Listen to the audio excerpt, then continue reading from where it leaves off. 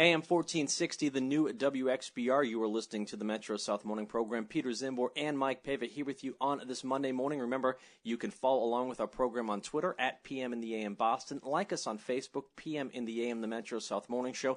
And the best place to hear archived interviews and content from this particular show is on our official YouTube channel at youtube.com/PM in the AM Boston. Mike, you and I have a profusion of excellent guests come through our show here and there, more often than not over the confines of the telephone. Correct.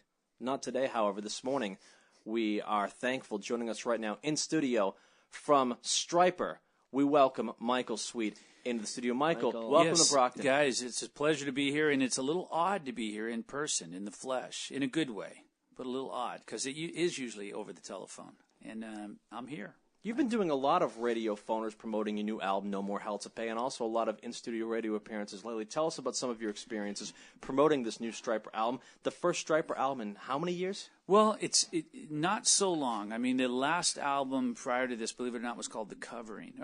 Gosh, if you really want to get technical here, it was Second Coming, which came out this year, March of this year. And that was March of last year, 2013. Thank you, March of last year, 2013. And it was a re-record album, so, technically speaking, some people don't consider that a quote-unquote new album, but it is. The Covering was prior to that. That came out in 2011. And then the real album prior to that was a full-length, all-original. That was called Murder by Pride. That was 2009. So it had been a little while. And what's really cool about this particular album is it's the original lineup. All four guys playing on this album. Like Rob wasn't on Murder by Pride. Tim wasn't on Reborn or Murder by Pride. So Tim, Rob, myself, and Oz are all on No More Hell to Pay, which is really cool.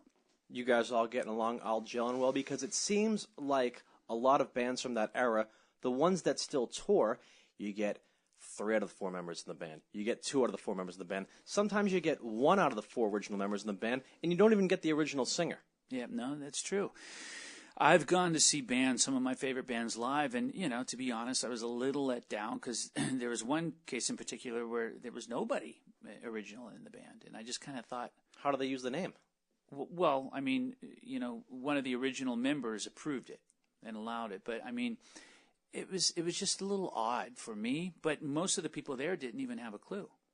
I don't think they could tell you who the guys were in the band. They just remember the songs. And they were just there for the party. Which is even more odd to me. But that's the way it is sometimes. I think certain bands don't necessarily have a face, and then other bands, obviously like Kiss, it's all about the face.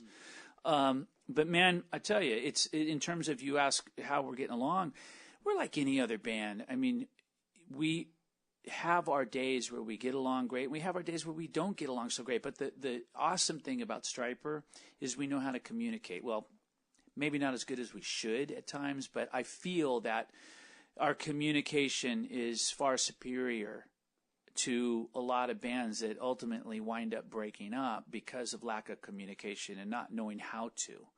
And they start to, argue and whatnot, and one thing leads to another, and next thing you know, they're breaking up. They're not getting along. We have our times, but we work it out. We talk it out. You got to understand, we've been together for 30-plus years. I mean, and I always liken it and compare it to a marriage. It is. It has all those qualities, and therefore you have to treat it like a marriage sometimes, and you have to come at it like a marriage. And, you got to love each other when you don't love each other. You got to talk when you don't want to talk. You got to do all these things that you may not want to do. But in the long run, it's what keeps you together and keeps you going. Once again, we're chatting with Michael Sweet of Stryper here on WXBR. The new album is No More Hell to Pay. What promotional appearances have you guys been doing to promote this album? Oh, gosh. I think like most albums, the first few months prior to its release were a blur. I mean, it was just insane. I was doing most or all of the interviews, and it was one of those things where pretty much every day of every week I was doing 5, 6, 7, 8, sometimes even more interviews. And by the end of the day, I was literally brain dead, and I just wanted to go in and just sit in front of the TV for 20 minutes and then I'd go to sleep or whatever. But it's mellowed a bit. in terms of the Stryper album, but it's progressed a lot in terms of my solo album, which is getting ready to come out, my book, which is getting ready to come out May 6th, and both of those simultaneously. And then the George Lynch album that I'm writing on now. George is writing. We're sending notes back and forth and ideas, and we start recording in 3 weeks on the 20th of February. So if the Stryper storm is entering the calm phase, you're starting up the storm all again in a profusion of other projects. The Stryper storm is the eye of the hurricane right now. It was crazy. Now it's calm. It's going to get crazy again. I mean, we're going to start touring in April nonstop till the end of the year for the most part. We're going overseas. We're going to Europe 3 times, possibly 4, like literally going there, staying, coming home, going back, staying, coming home. We're doing U.S. dates, M3 Festival. There's a lot of dates being confirmed as we speak. And it's going to be a crazy year for Stryper. And then we got a live album coming out at the end of the year as well. So you're certainly keeping busy with a lot of stuff. Talk to us about this solo album for a moment, and you'll be touring with Stryper sort of along when that album is coming out and ready to be pushed. Well, I think some people might be a little confused as to my solo album and book. Like, why would he do that on the heels of, such a big release like Stryper and No More Hell to Pay? It's been one of our most successful albums since we reformed. And the truth be known is I started the solo album 2 years ago. I finished it almost 2 years ago and turned it into the label. And the reason why it's taken so long for it to actually see the light of day is because we were waiting for the book to be finished. So the reality is the solo album was done before the Stryper album and was going to come out before the Stryper album, but that just didn't work out. So seeing our window of opportunity, we couldn't have released it at the same time. That wouldn't have made sense. So we chose a time after the album kind of made its noise, and that time is now, between now and May 6th, which is when it comes out. And then we've got the George Lynch album coming out later in the year, and we've got the live Stryper album. So if we had waited, it'd be another year, maybe even a year and a half before we could release the book and the album. So, I'm really excited about it. The solo album is an opportunity for me. It's not a pride thing. It's not a vanity thing. It's just about me expressing myself as an artist in a different way that I can't do so in Stryper. Stryper, there are fans that expect something from Stryper that we have to give them. My solo stuff isn't it. I mean, you get glimpses of that and taste of that with songs like Taking on the World Tonight with Tony Harnell and anybody else with Chris Jericho and Doug Aldrich. Those are edgy rockin' tunes that you might hear on a Stryper album. But for the most part, there's a lot of songs that you could never hear on a Stryper album because they're just so different and eclectic and just very non-Stryper. You know what I mean? What are some of the confines of a Stryper album that you were able to explore in your solo album? Is there any different instrumentation, some less heavy songs, different vocal arrangements? Oh, yeah, totally. I mean, I'm always the beautiful part about doing a solo album, with doing a Stryper album, as enjoyable as it is, and we love giving people what they want, and in the process, we're pleasing ourselves too because we love doing that stuff. But we gotta do certain things. That's high screams, vocal screams. People want to hear that. Guitar harmony solos, they want to hear that. Certain things they want to hear, the big background vocals, And doing my solo album, I can stretch out, and instead of big background spreads, I can do just 2 voices. Or I can do, instead of electric guitar, I could do 12-string acoustic. I could do steel guitar. I've got steel guitar in a couple songs. There's all sorts of different old vintage keyboard instruments on the album. Mellotron and Rhodes and stuff like that you wouldn't want to do on a Stryper album. It just wouldn't work, chances are. So it was really cool to be able to experiment. And then the songs themselves, even though it flows very, very nicely, it's very diverse. You got the edge, and then you got the lighter side, and there's a song on there that sounds almost like ELO or the Beatles. Got Kevin Max on it with me singing. I've got Electra Mustaine, Dave Mustaine's daughter, on a song, a cover of Heart of Gold. Really cool version of it. So it's a chance for me just to show people a little broader side and a little more in depth of who Michael Sweet is musically.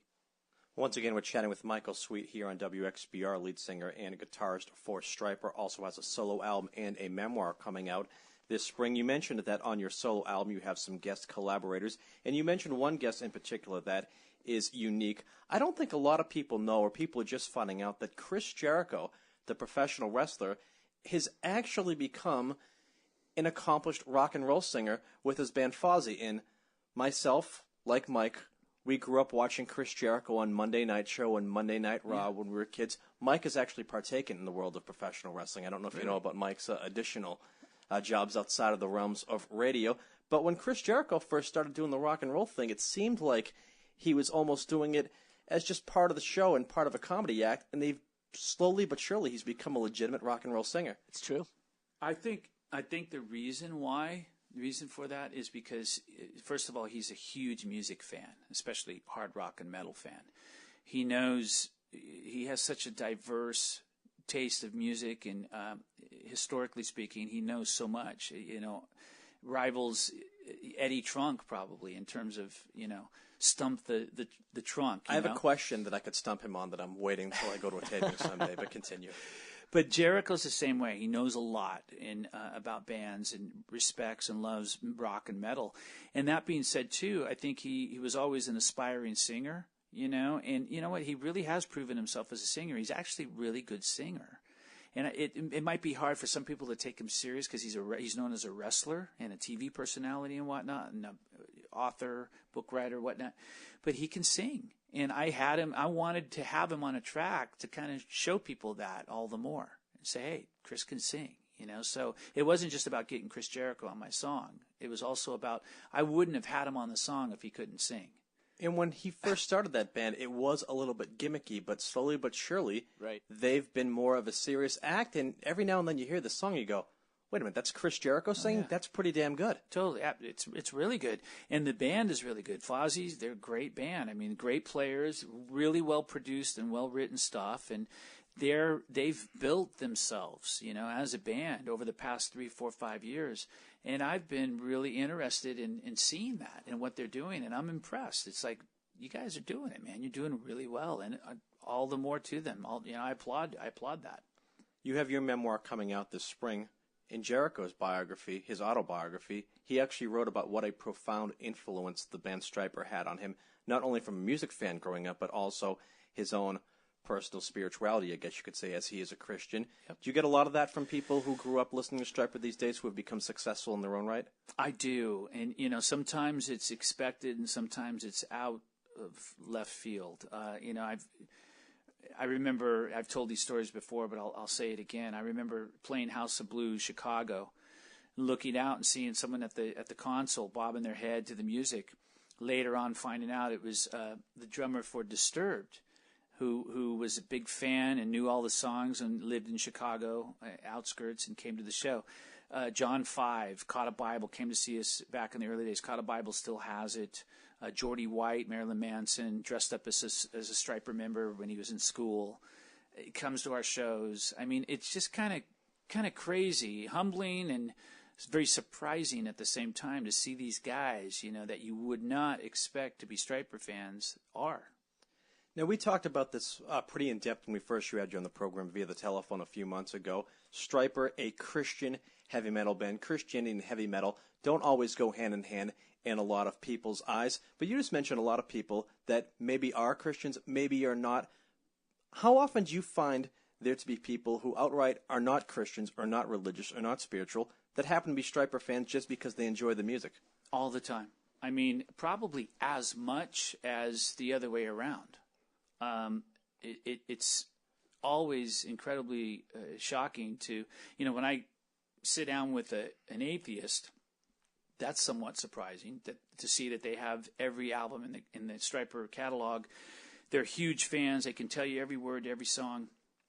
And then when you take it a step further and you sit down with the Satanist, someone who's, an actual practicing Satanist, and they're telling you that, you're their favorite band. See, that I find interesting. How does that work? Because I think it comes down to, at that moment, obviously, to the music. I mean, just like a lot of the bands that are truly very satanic and they really sing about some crazy stuff, and Christians listen to them. Same thing. I mean, they don't believe in what they're singing about or obviously support what they're singing about, but they like the sound. They like the music. And that works with us many times. But, the thing I don't understand is when you said earlier about heavy metal and not often does Christianity go along with that, at least in people's eyes, the perception. I don't get that. I mean, I do and I don't, because it shouldn't be that way. Because the way I view it is, who is the poster child for heavy metal? It's the devil, obviously. I mean, because that's kind of what everyone uses. The symbols. It's the devil horns. The devil horns, the pentagrams, blah, blah, blah. Okay? But if you really think about it, if you believe in the devil or you think he's cool, well, who created the devil? You can't believe in the devil and not believe in God. At least that's the way I view it. You got to believe in both. If you believe there's a devil, then, okay, you got to believe there's a God. But God's a heck of a lot cooler than the devil. He created him. And it's like, I don't get that mentality that you can't combine Christianity and metal. It's, in my opinion, with all due respect, it's absurd. Absolutely absurd. I think it dates back to maybe the first heavy metal band being Black Sabbath. The name of the band is Black Sabbath, and there were some demonic elements to their early records. Right. Yeah, no doubt about it. No question about it. But, I still don't understand it. It's just, as you said, it's a perception that's been obviously stamped within people's minds for years, since Sabbath or whoever was before Sabbath or, whichever band first came on the scene and was referred to as heavy metal. That's where it began. And we're trying to break those molds and break those walls down, because it's just not true. It's not accurate. It's ridiculous. Once again, we're chatting with Michael Sweet of Stryper here on AM 1460, the new WXBR. Mentioned that you're hitting the road from the spring until the end of the year. Will you guys be hitting the States? You'll be playing some tours in Europe and things of that nature. Going out for the most part on your own, or you'll be touring with some company?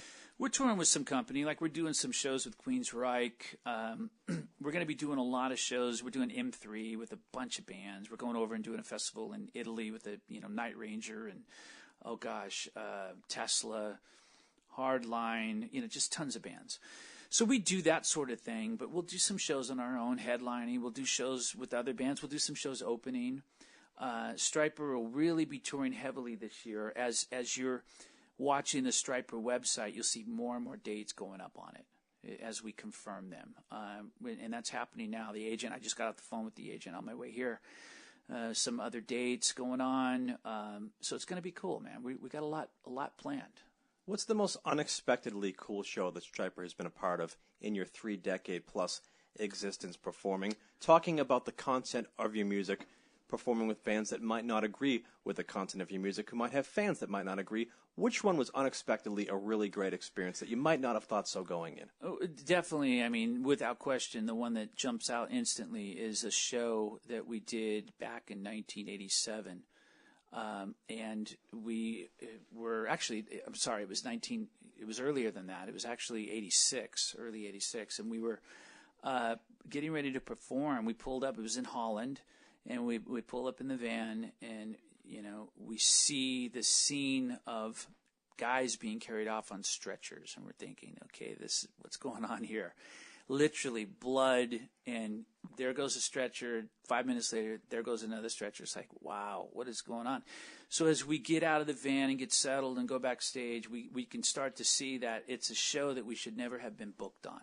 It was a death metal festival. It was basically, we were playing with Raven and just all these black metal, death metal bands at the time, whatever you want to refer to them as. And not a festival Stryper should have been on. So as we're hanging out and we're tuning up and get ready to perform, we could hear the crowd chanting. It sounded like a soccer game. All of them chanting ole. Okay. Like that. But they weren't chanting that. They were chanting something else. So we went out to the side of the stage to see what they were saying. And in unison, they're all saying, F Stryper, F Stryper, F Stryper. And we're thinking... And you've already seen people that are seemingly their friends leave blood-soaked in stretchers as you got there, right? Yeah, and I assume that was because of the moshing and people were getting beat up, and carried off. So once we heard what they were chanting over and over again, and we realized that there was actually a cross in the crowd that was on fire. It was an upside-down cross. It had why this? I have no idea. It had a poster of a girl in a bikini with my brother's head on her body. It was an upside-down cross on fire that they're passing through the crowd. Literally, it was just the most surreal. They were into arts and crafts, evidently. It was weird.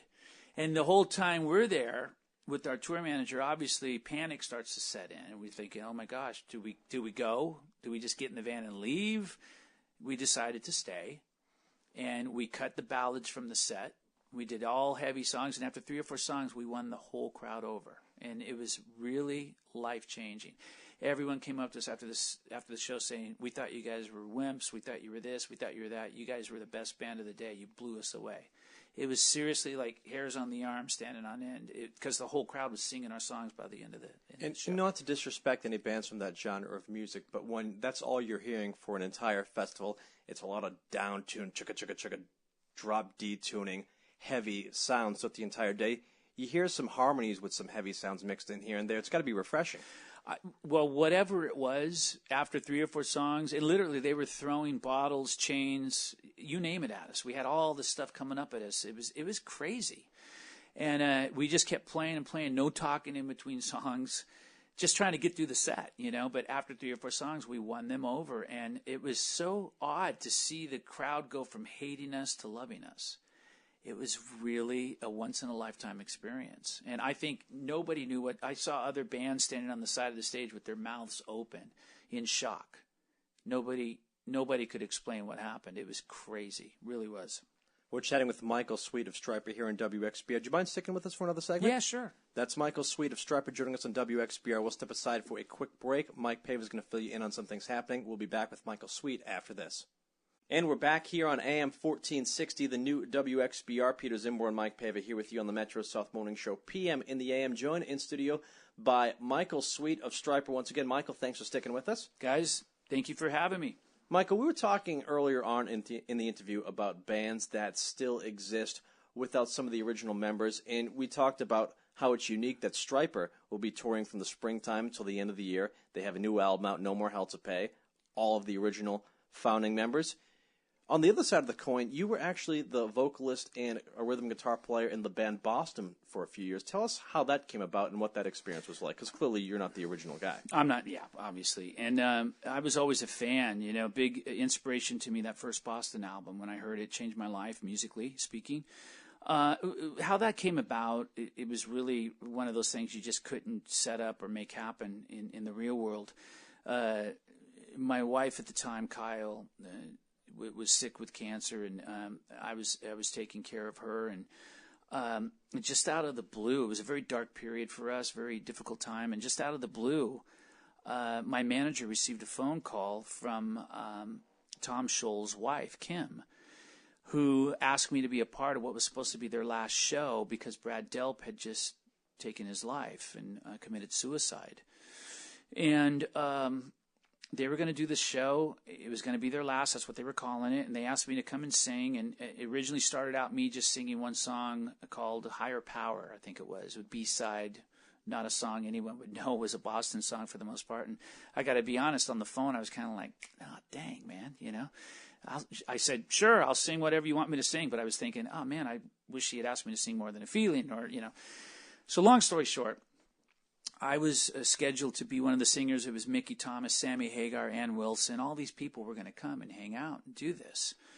And I guess a few people dropped out.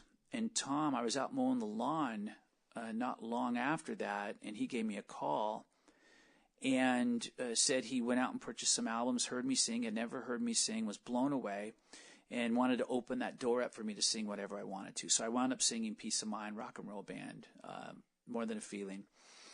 And I went up to rehearsals, and we just hit it off. I learned everything on guitar. He was really impressed with my guitar playing. And Wound up after that show, cutting to the chase. That was supposed to be their last show. It went so well. Tom came backstage and said, "Man, we were blown away. It was such a great vibe performing with you. We want to continue. We want you to be a part of it."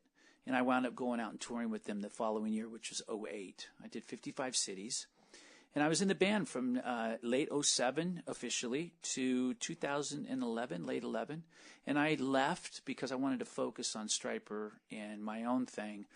Boston, I just wouldn't have had the time, to be honest. I mean, if I had gotten a call to go tour, I probably would have had to pass and say I can't do it. Because my first priority is Stryper and my stuff. That's where my heart is. You know what I mean? Boston, as much as, I wish them well and whatnot. I mean, it was a one-time event, pretty much. And Tom Scholz and Boston actually have a new album out without you singing on, just released last year, I believe, correct? They do, and oddly enough, I was supposed to be a part of that album, like in a major way. I mean, way back before I left, Tom was going to put, this is everything I was told, Tom was going to put my version of Amanda on the album, the live version, because he loved it so much. There were 3 songs that I wrote for the album and demoed, and whenever I would play those at rehearsals, he would instantly turn around and say, "Wow, what's that?" And I'd say, "It's just a riff I'm working on." And he said, I really love that. So I demoed those for Boston. There was a song, the first single, which was called Heaven on Earth. That's a song that I was sent to sing. He sent it to me on cassette and everything. It was crazy. Oh, he's old school. He's old school. If it was an 8-track, then it would have been even older. But cassette is what I got, and I was learning the song and everything, and I was, ready to really dive in and be a part of that album. And, things worked themselves out, and I wound up not being a part of it for whatever reason. And, again, I wish them well. I don't know how it's doing. I have no idea. I've heard bits and pieces of it, and I still think I could have brought a lot to the table, in terms of, I think my opinion of Boston is, I miss, personally as a fan, because I'm a fan, I miss the first album sound, that edge, and I think you can achieve that. You can go back to that without dating yourself, and I think Stryper is living proof of that. We just made, in my opinion, the album of our career. I think No More Hell to Pay rivals our To Hell with the Devil album, which was our biggest album. And I think Boston can do the very same thing if they get back to their roots and give people a little more edge. Like, people want to hear rock and roll band, and they want to hear those riffs and that edge. There was something to be said for that. That worked and gave them the biggest, highest selling debut album of all time. So, I just believe, to make a long story short, I believe that, I could have brought a lot to the table on that, but, hey, man, it wasn't in the cards for whatever reason. We're chatting with Michael Stryper here on WXBR. From Stryper, the new album is No More Hell to Pay. A lot has changed in the way people consume music since Stryper first came on the scene with the advent of the internet, digital downloads. YouTube is a more prominent place for people to watch music videos than, say, MTV. How has that affected your band in this day and age? Oh, gosh. Well, it's affected all bands. I think in many ways it's helped, and in many ways it's hurt. It's a, either or situation, apples and oranges. I mean, what are you going to pick? It's the only way right now that you can really promote yourself and make videos available to people and music available to people. But it's an open field, so it's open for everybody. And that's where it becomes an issue, in my opinion. And again, this is all my opinion. It doesn't really matter. But, you can't police who's putting out music anymore. In the old days, if you were good enough, you got signed and your music was heard. Nowadays, you don't necessarily have to be good enough. Anyone can do it. Anyone can go record an album in their basement and put it on YouTube, and there you go. You got a record deal. And sometimes some great stuff is produced that way, but unfortunately, often enough, more so, not so great stuff is produced that way. And what it does for guys like me and guys in other bands is there's so much. We're so inundated with music. It becomes, as I was talking about earlier, the attention span of everybody. There's so much out there. Nobody's got time to check it all out. So albums get overlooked. Albums get, viewed for a week, and then they're gone. They get forgotten about real fast. It didn't used to be like that. An album would have life. A really great album would have life for a year or two or whatever, and then it would start to slowly fade out. Now it's a week, a month, if you're fortunate. Now people can make an album on their computer, put it out on the internet themselves. They are cutting out the middleman and getting signed a lot of the time. You guys are signed to a record label called Frontier Records, which I believe is based out of Italy. Is there more of, because of downloads and online digital sales, you don't have to ship everything to record stores anymore? Has that helped the bands themselves to some degree, that you can distribute your music more universally? I think so. I think it's helped the bands to a degree, but it's also, it's hurt bands of a certain level as well. So Stryper's been very blessed that we've been able to get multiple record deals over the years. I mean, we were with Enigma Records. That was the first label. We went on to Hollywood Disney. Then we went on to Big Three. And then we went on to Frontiers. Okay, and now it's open season. We're going on to whoever. I'm not sure. Maybe Frontiers, hopefully, because we've really enjoyed working with them. My solo stuff is with Big Three. But we're very blessed that way. I mean, most people get a one-time deal, a one-time chance. They sign one album, one record deal in their lifetime. We've been blessed with many, and then me as a solo artist, I've had multiple deals. But labels like Frontiers really help the cause because they know what they're doing. They know how to get it out there to people, and they still love rock and melodic rock and metal. They love it, so they go out and defend it. There's a lot of labels now that won't even listen to the kind of music we perform. A lot of bands from the 80s, they won't even listen to it. They don't want to listen to it because it's all about the new music. And the sad part is, I mean, there's a lot of great bands from that era that have been given a bad rap, because they wore too much makeup or too much hairspray or whatever. And it's like ridiculous. At the end of the day, it should come down to the ability and the talents that band has, right? But it doesn't always. Mike and myself talked about this on the airwaves last week in our show following the Grammy Awards, and we were taking a look at the rock categories, and I believe the winners for Best Metal Performance was Black Sabbath, Best Rock Album was Led Zeppelin, Yep. And Best Rock Song was a new song that Paul McCartney recorded with Dave Grohl. Right. And we asked the question, not necessarily definitively, we just kind of asked about to see what the answers would be. Is rock music not as strong as it used to be in terms of new bands coming up the ranks? Are these bands from yesteryear that are still around just as good today as they ever were? Or is it a reflection of the Grammys not being with it? What's your opinion? I think it's all of the above. I don't think the Grammys are with it in many ways. I don't think they ever have been. They're clueless. I mean, come on. Remember, they're the ones that awarded Jethro Tull. I knew someone was going to bring that up as soon as I brought that. How dumb is that? And I think everybody thought so. Were you guys nominated for that? I don't think so. But Jethro Tull won the first Best Metal Performance. They won. Grammy. They weren't just nominated. They won. They won. And it's like, and I think they were up against, correct me if I'm wrong, Metallica or something like that. The Injustice for All album, which is a classic. It was the most absurd. And that right there, and that one statement shows the world that the Grammys are clueless. Okay? In at least in heavy metal. Well, the flute that the guy from Jethro Tull plays is metal, right? I guess. Something like that. But they definitely tend to overlook or downplay or just outright disrespect metal, all things metal. I'm not sure why, but they do. But that being said, I'm trying to think of your full question and where I was going with that. Well, I was just wondering, is it the bands of yesteryear as good today as they ever were, or is there no new good bands coming out? Some are. Some bands of yesterday, every now and then an album comes out that's ridiculously phenomenal. But most of the time, unfortunately, bands come out with albums. Like Rat came out with a great album. Again, my opinion. Every bit as good as their albums of the past.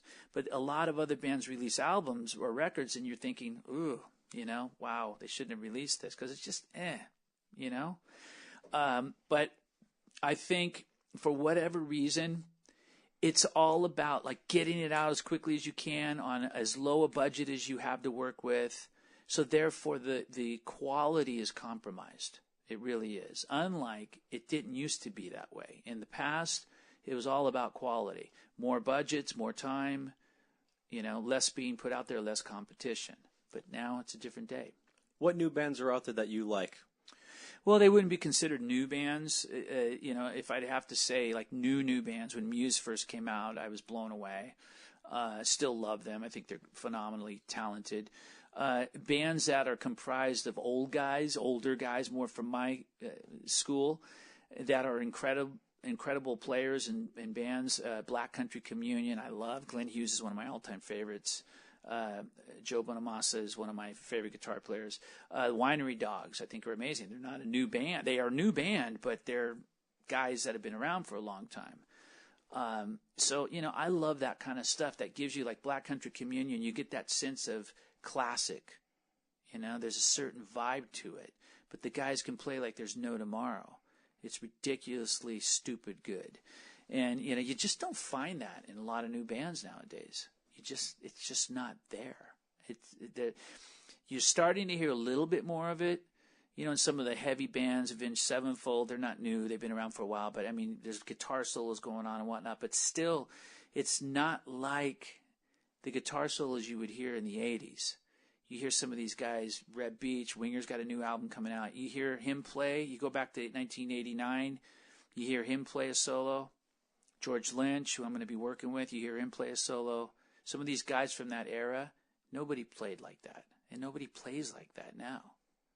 Do you like to see that change? Yeah, I think it is. I think there are guys coming out. There are a handful of guys coming out that are making that change, because they're incredible players, great singers. Like Miles Kennedy, is one of my all-time favorite singers, and he sounds phenomenal. Alter Bridge and Slash and got all kinds of stuff going on. There's a reason why he's got all that going on, because he's a talented guy, great player, great singer.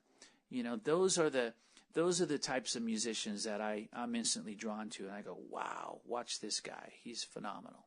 What's the timeline for Michael Sweet for the remainder of 2014? You've got the solo disc coming out in the spring. You've got the memoir coming out in the spring. No More Hell to Pay, the Stryper album. You're continuing to support that, and you'll be touring from the springtime until the end of the year. What's the timeline for you as 2014 progresses? Oh, yeah, man. It's just there's so much going on, and I'm just going to try to keep up with it. I start thinking about the end of 2014, and it's overwhelming because I think, how am I going to get there? There's a lot to do. But it's exciting. Here I am, I'm 50, going to be 51 years old, and I'm thinking, man, this is crazy. I don't remember being this busy. I remember in 86, 87, we were touring a lot. But, we made albums every year and a half or two, and that was it. And then we go tour, then go home, and then make an album, go tour. But now it's like 2 and 3 albums, 2 and 3 tours. It's just and thinking 2 and 3 years down the road and booking fan events and this and that. I just don't recall it being so active, and it's a great thing that we're all still able to do this. We're so appreciative and grateful that we can still sing, we can still play, we can still walk, we can still breathe, and we're alive and well. And man, we're thrilled, really are. And your fan base is devoted. When we had you on the first time, we saw the Twitter response from all these Stryper fan pages that we did not know previously existed suddenly popping up. You've got to love the support. 30 years into the band's career, they're still this devoted. I tell you right now, I'm trying to figure out the correct way to word this. For as small as our fan base is, and when I say that, it's really large, but comparatively, it's small when you compare it to Megadeth and Kiss or Motley Crue or any big major band out there. But that being said, I can't even imagine if we had those numbers. We would win every poll, every award, you name it. We'd take it all because our fans are relentless. They are so supportive and so loyal. They will spend hour after hour on the phone, stay up all night long, day after day to vote for us or do this or do that. When you don't see other bands, fans doing that. It's crazy to me, and it just blows my mind. And I tell you, Kiss has said this, many bands say this, we have the best fans in the world, period. Period. We do, truly. Gene Simmons has given you that title? He hasn't given it to me. I'm taking it away from him. There you go. Because we have the best fans in the world, period. Michael Sweet taking away from Gene Simmons here on WXBR. Mike, I want to thank you so much for coming to our studios and spending some time with us here this morning. I want to let folks know that the new album is No More Hell to Pay from Stryper, available now. You just did some videos for that, by the way, correct? We did the video No More Hell to Pay, and that's been out for a while. That came out, release day. Actually, just before release day, November 5th, 13. And then we did Sympathy. That came out release day. And we're getting ready to do a fan-based video for the song Te Amo. And that's going to be a lot of fun. I just released a lyric video called The Cause, which is on YouTube now, Michael Sweet, The Cause. And on March 4th, I'm releasing a video for the song I'm Not Your Suicide. And that's really cool. I'm super excited about that. It's a very powerful statement. And it's basically, I certainly don't want to ever come off or sound like I'm jumping on the bandwagon of the whole bullying thing. But, I've seen in my life, being in a Christian band and growing up when I was younger, I got bullied a lot. I mean, I spent about 5 years of my life kind of running from the bullies and avoiding them. I went to a school, I was like one of three, white kids in a predominantly gangbanger Hispanic school. So it was like the gang at the time was Quiet Village, and I would just kind of like cut corners to not get jumped, and music got me through, thank God. But, and then being in a Christian band and being under attack all the time and whatnot, and seeing what's going on in our world today with kids committing suicide by being bullied and cyberbullying and all this stuff going on, I just wanted to write a song and make a video about that. And that's what this song's about. It comes out March 4th. It's super powerful. And then the album comes out May 6th. So I'm excited, man, for the world to see this music and hear it. And, really, really looking forward to it. Well, No More Hell to Pay, the Stryper album. Mike and myself enjoy it. Mike Paiva has the responsibility on this show of choosing bumper music, and he said Stryper is the best bumper music in and out of segments. Nice. It really is. Well, that's good, man. That's good to hear. And we try to write, music that fits that role. So we're always, when we go in the studio, we're extreme perfectionists, and we're always trying to outdo ourselves. So hopefully we can outdo No More Hell to Pay next time around with whatever the next album is called. Well, the solo album you got is coming out in the spring along with your memoir. I thank you so much for joining us this morning. Any final words for our listeners before we let you go? Oh, gosh, thanks for listening. I hope I didn't bore you with this is fascinating. No way. anything I've said. But, I just want to say God bless everybody listening, man. Thanks for, hanging in there with us and supporting us for 30-plus years. God bless you. It's been an incredible ride. We're not done. We got a lot more left and a lot more in store. And we look forward to seeing you guys out on the road soon. That is Michael Sweet of Stryper joining us here on AM 1460, the new WXBR. Michael, thank you. Thank you, guys. We'll step aside for a quick break. Mike Paiva fills you in on a local news update. Stick with us here on the Metro South Morning Show, PM in the AM.